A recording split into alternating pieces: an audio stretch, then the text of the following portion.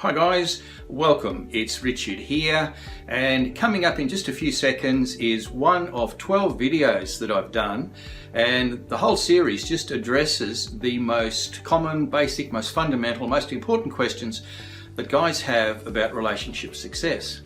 Now, if you've come here via my website, then you will already have links to the whole 12 videos. However, if you're watching this on a standalone basis, such as on YouTube or somewhere similar, then you may not have access to all the videos and you may not know anything about me. Now, if that's the case, what I would like you to do is just go to my website, which is www.niceguyswithedge.com. That's www.niceguyswithedge.com, and you'll find a link there which will show you how to get access to this whole series plus more. Before I wind up, just one small thing. I'd like you to be aware that these are very important questions. These are brief answers. The reality is that each one of these questions could be expanded into hours and hours of teaching and coaching and everything. So what I want to do in this the brief time that I have to do these videos is give you some insights that you probably don't have, give you some hope and give you some encouragement that whatever your challenges are in the arena of relationship success, there's a way forward. So if you just get that out of these videos, you'll be doing very, very well. And if you wish to follow up, then, like I said, go to my website, www.niceguyswithedge.com, and there's some opportunities there to just go as far as you want in terms of this very important area of your life. So welcome. Let's move on now to our question. Welcome to question 3, which is, what do I do if I've never been able to get into a good romantic relationship with a girl I really like, and I'm afraid that I'll be alone forever? Okay, well, this is an unfortunately common question, like most of these that we're doing now, and somewhat sad.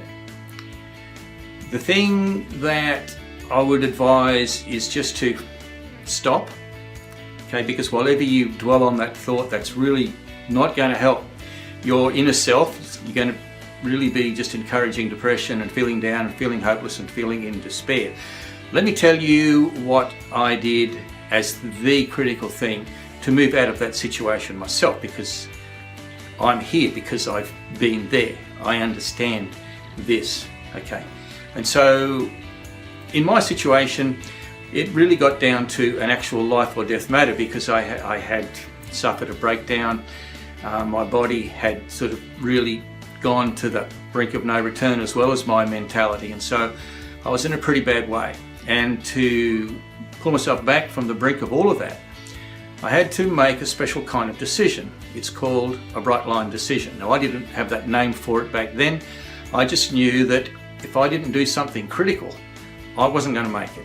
I was going to go over that precipice. I was going to go into that abyss, and it was an early grave by one form of self-destruction or another. And so that was a fair bit of motivation, if you like, to make that kind of critical decision, and so I did. Now, a bright line decision is a special kind of decision that is absolutely irrevocable. It's made in full knowledge of all of the facts and all the contingencies. And it's basically just a line in the sand. And it just says, I'm not accepting of my current situation. I'm not going to be like this forever. Therefore, I'm going to fix this no matter what. I'm going to endure whatever I have to endure. I'm going to do whatever I have to do. And I'm going to fix this. And if I happen to perish in the process, then so be it.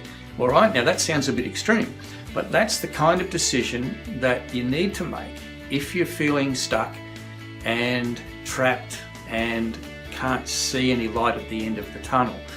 All right, so what has to happen next is you need to start work. Okay, well, what work? Here's something you need to understand.